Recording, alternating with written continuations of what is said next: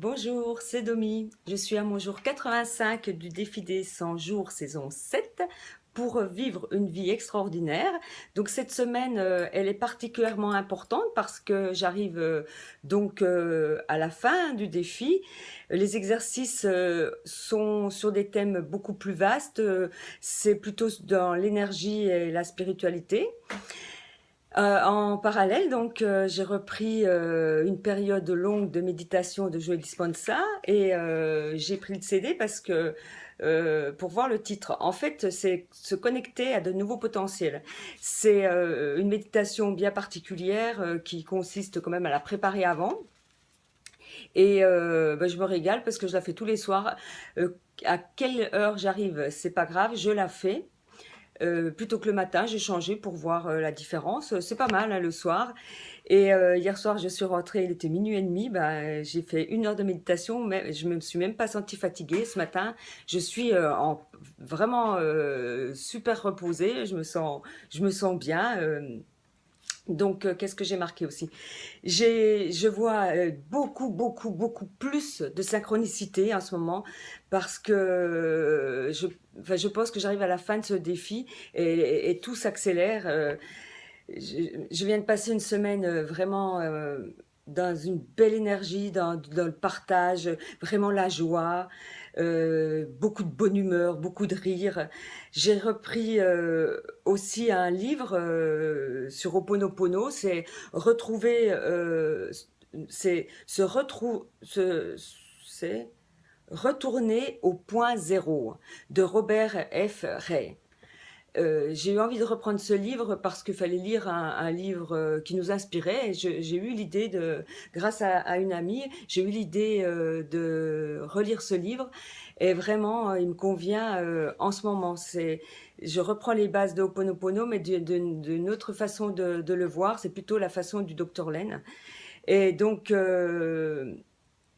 je le relis et je pense que je vais le relire une deuxième fois parce que ça m'apporte énormément de compléments que j'avais peut-être oublié parce que c'est vrai que je travaille la méditation et Ho'oponopono depuis fin 2014.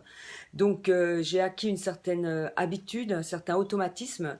Et là, de relire ce livre, je sens des choses qui se passent à l'intérieur de moi. J'ai fait aussi de très belles rencontres sur Facebook, des gens que je ne connaissais pas mais qui font partie, comme moi, des élèves de Joe Dispenza. Et donc, qu'est-ce que je pourrais dire par rapport à ça? Je me sens connectée à eux, j'ai beaucoup de discussions avec eux, j'ai, comment je dirais, on arrive à se donner des conseils, on arrive à échanger sur nos expériences. Il y a des personnes qui ont l'idée de faire de nouveaux groupes. Et là, je suis en dialogue avec deux personnes où on arrive à transmettre nos réussites, à aider des personnes qui sont en difficulté et qui ont besoin de reprendre les bases de la méditation ou de se réancrer ou de s'ancrer tout simplement. Et c'est vraiment, ça fait du bien aussi de transmettre hein, ce qu'on a appris. Les personnes sont super ouvertes à tous ces conseils parce qu'ils les demandent. Donc, comme ils les demandent, ils sont tout à fait réceptifs et donc pose les bonnes questions. À midi, justement, je vais appeler quelqu'un que je n'ai jamais vu, que je ne connais pas, mais qui a besoin de mes compétences de coach financier parce qu'il a de grosses difficultés. Et du coup, il est coach lui-même hein, sur un autre domaine. Et du coup, on fait un échange de bons procédés, on dira. Mais là, pour le moment, bah, c'est lui hein, qui est super important. Et donc, on a eu des échanges hier, mais vraiment extraordinaires. J'ai des retours qui sont très sympas. Ils se dégagent vraiment beaucoup d'amour. C'est de l'amour, je dirais, qui s'appelle inconditionnel. Les gens ne calculent pas, ne comptent pas, envoient des messages, mais extrêmement fort, je dirais. Hier, j'ai eu deux messages. Je me rends compte qu'en fait, jamais j'ai eu ce genre de relation, mais avec des gens que je ne connais pas, quoi. C'est impressionnant. Et qu'est-ce que j'ai dit? Oui, j'ai aussi des élèves de coaching qui me permettent de travailler beaucoup sur moi. Le fait de faire Ho'oponopono, c'est ça, hein, c'est que toutes les émotions qui viennent devant mes yeux, qui deviennent dans mon histoire, je dirais, me concernent. Et donc, c'est un peu c'est ça, c'est un peu la technique que j'ai dit tout à l'heure du docteur Len. C'est en fait, je travaille sur moi par rapport à ce que me renvoient les autres. Et ça, c'est tout simplement énorme puisque je vois que les relations que j'ai avec les gens sont complètement différentes. Et c'est ce fait de travailler sur soi, d'accepter que les douleurs des autres sont aussi à l'intérieur de moi et que ben, je travaille dessus. Si des personnes ont des difficultés sur certaines émotions à avoir du mal, et pourtant il faut des méditations et tout ça, avoir du mal à les passer, c'est que ben, en moi elles sont encore ancrées, donc je travaille et ce livre que je suis en train de lire m'aide beaucoup à comprendre ça.